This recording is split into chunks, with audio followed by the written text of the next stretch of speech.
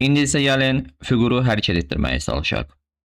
Canvas daxilində mouse ilə hər hansısa bir nöqtəyə klik etdiyim anda fiqurun olduğu yerdən mouse'un klik etdiyim yerə qədər olan məsafəsini tapmaq istəyirəmsə, bir neçə hesablamalar edəcəm. İndi isə player klassına gəlirəm. Burada update metodu yazıram və bunun içərisində const distance x, yəni dx dəyişkənini əlavə edirəm. Və daha sonra this nöqtə x-dən çıxıram mouse nöqtə x-i. Yəni hal-hazırda this nöqtə x canvasın genişliyinin yarısına bərabərdir. This nöqtə x-dən həmin rəqəmdən mouse'un klik etdiyim andakı məsafəni çıxıram və bu şəkildə koordinatını tapmış oluram. Və eyni qaydada dy-i də bu şəkildə yazıram.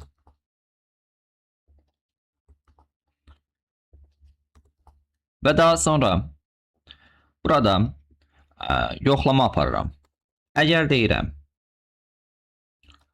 mouse nöqtə x bərabər deyilsə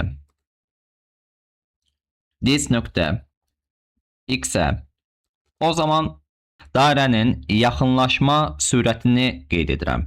Yəni mən gəlirəm burada this nöqtə x-dən çıxıram və bərabər edirəm dx bölək 2-yə və eyni qaydada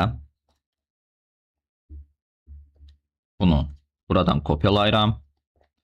Əgər deyirəm mouse nöqtə y bərabər deyilsə this nöqtə y-ə, o zaman burada da dy və y deyə qeyd edirəm. Və kodlarımızı səliqəli hala salaq. Daha sonra həmin baxın bu metodu gəlirəm burada qeyd edirəm. Baxın player.draw metodunun ən üstünə player.update metodunu yazıram bu şəkildə. Və səhifəyə gəlirəm.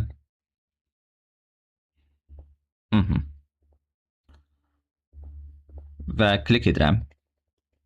Burada nə baş verdi?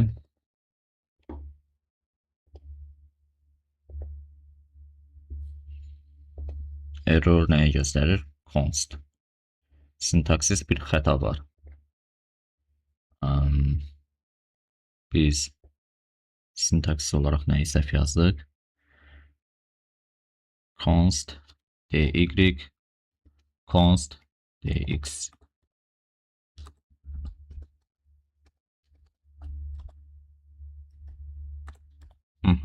Nöqtə vergül qoyulmalı idi. Və indi təkrar səhifəyə qayıdıram. Baxın, hal-hazırda fiqur mərkəzdədir. Mən mouse ilə hər hansısa bir nöqtəyə klik edirəm. Baxın, animasiya formasında gəlmiş olacaqdır. Yəni biz burada hər hansısa bir CSS kodu yazmadıq. Yəni mən bunu 4 yazsaydım, eyni qaydada bunu da 4 yazsam, baxın sürətə daha belə deyək, yumuşaq bir hərəkəti görmüş olacaq. İndi burada bir məqam vardır. Onu sizlərin nəzərinizə çatdırım. Baxın, biz deyirik ki, burada bunu biraz aşağı hərəkət etdirim. Burada mouse.x ilə this.x bərabər deyilsə, player hərəkət etsin.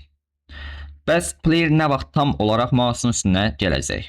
Əslində dx bölək 4 yazaraq, məsələn, deyək ki, məsafə 400-dür. Əvvəl 100 gedəcəkdir. Daha sonra qalan 100-ün 4/1 hissəsini getmiş olacaqdır.